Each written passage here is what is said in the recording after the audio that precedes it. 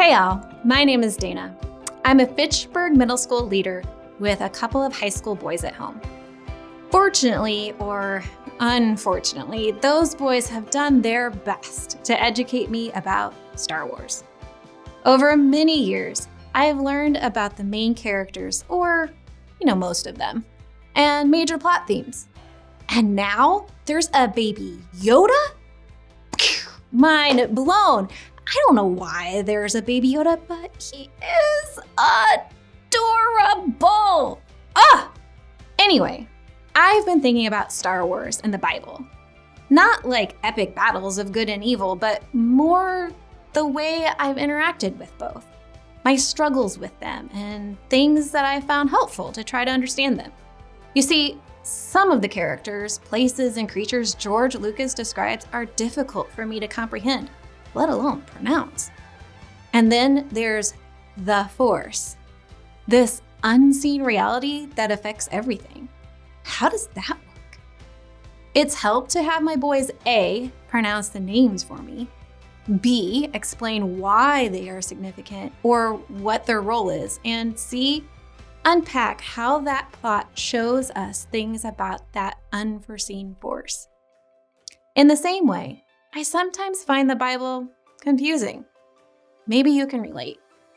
There are characters, places, and creatures that you can't get your mind around or even pronounce the names of. And there are ideas, traditions, and unseen realities that sound completely weird. The Trinity, angels, demons, miracles. In the Old Testament, it says, don't eat bacon. But in the New Testament, now you can eat bacon? What's up with that? The Bible can be confusing, just like Star Wars. But something changed for me a few years ago, related to Star Wars. In 2013, my husband Corey and I were able to spend some time in Ireland. This was a trip we'd been dreaming about for 15 years. The thing he most wanted to visit was a monastery on a small island off the southern coast. I was excited to go because we were going to be there when the puffins were going to be there as they migrated south.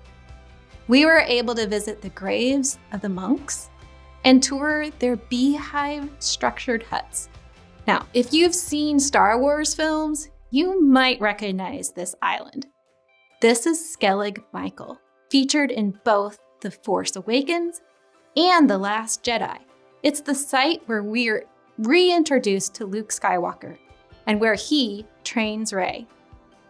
It was thrilling because for the first time, I had personally experienced something that I could relate to with Star Wars. Now those two movies are my favorites in the series. Like Star Wars, the Bible has taken some time and work to understand because it wasn't written to me. But, according to the Bible, it was written for us. Listen to these words. All scripture is God-breathed and is useful for teaching, rebuking, correcting, and training in righteousness, so that the servant of God may be thoroughly equipped for every good work. What does this mean? The Bible was written for you, for me, for us together, for our benefit. The Bible is a compilation of books and letters written over centuries to specific people, which means that it takes a bit of work to understand the context of those letters. Kind of like if you were reading directions mailed to someone else. It takes effort, and it's well worth that effort. Remember how I told you how thrilled I was when I saw Skellig Michael in the Star Wars movies? Well, the Bible has held a treasure chest of moments like that for me. In moments of joy, grief, peace, anger, gratitude, jealousy. Scripture is recalled in an instant at that memory or experience, and suddenly, I get it.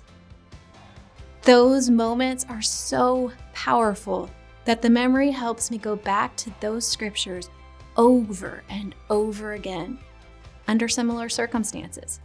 For example, When I've been angry with God and questioned his goodness, I reread Job 38 through 39, which reminds me of his authority over the universe.